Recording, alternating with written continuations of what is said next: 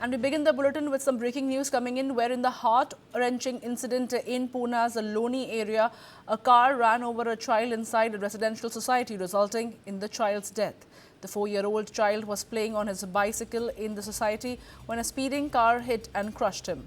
The tragic incident was captured on the CCTV. The CCTV visuals show the car knocking the child down, after which both wheels of the car ran over him. The boy suffered a severe head injury and lost consciousness on the spot. People rushed the child to the hospital immediately, but he had already died.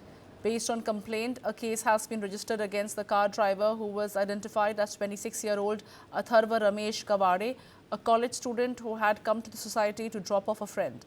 The video of the incident has sparked outrage after the footage began circulating widely on social media. Those are the visuals on your screens right now, where in a heart-wrenching incident in Pune's Loni area, a car ran over a child inside a residential society, resulting in the child's death. The 4-year-old child was playing on his bicycle in the society when a speeding car hit and crushed him. The tragic incident was captured on CCTV, and those are the visuals on your screens right now, where the CCTV visuals show how the car knocked the child down, after which both wheels of the car ran over him. The boy suffered a severe head injury and lost consciousness on the spot. People rushed the child to the hospital immediately, but he had already died. Based on complaint, a case has been registered against the car driver, who was identified as 26-year-old Atharva Ramesh Kavade, a college student who had come to the society to drop off a friend. The video of the incident has sparked outrage after the footage began circulating widely on social media. My colleague Deepak is joining me right now to get us more details. Well, Deepak, what we are playing out on our screens right now is absolutely heart-wrenching. We are looking at these visuals of a car running over a 4-year-old inside a society. Take us through the details of the case and what action has been initiated against the said driver.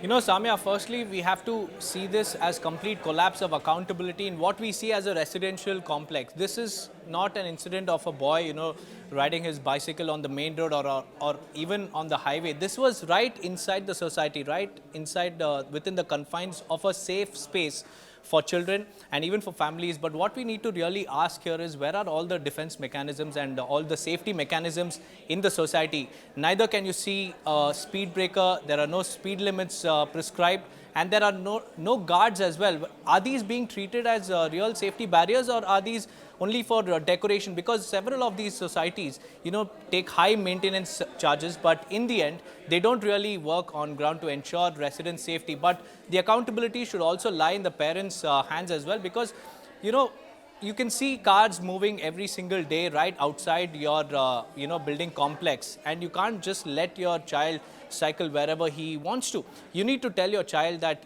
this is not the place for playing, and this is a danger zone, because what we clearly see is a reckless driver completely ignoring all the safety protocols. There is no speed limit. He's speeding through this particular residential society, and without even paying attention to a boy passing right in front of him, he mowed him down completely, crushing him to death there, and then later taking him to the hospital. Doesn't really whitewash the crime that he has committed. So questions must be asked, heads must really roll, and accountability must be fixed in this particular incident, because this can happen with any child across the country, and this must stop with, the responsibility being pinned on the society authorities as well. Absolutely, Deepak. While we are questioning the authorities within the society, questions must also be raised about whether the child was left unaccosted. Was there anybody else around to monitor the child? The parents, the family members who are right now at these colonies should also be mindful and be on a watch as to where their child or their children are playing at. That's right, Samya. In many of these gated societies, there are prescribed and designated places for kids. There are specially demarcated zones called the kids zones, and that is exactly where these kids must also be, playing around and also bicycling and whatever it is. But the parents must really bring about this awareness in their own households to tell their children that, see, this is zone that you shouldn't really venture into because there are vehicles plying.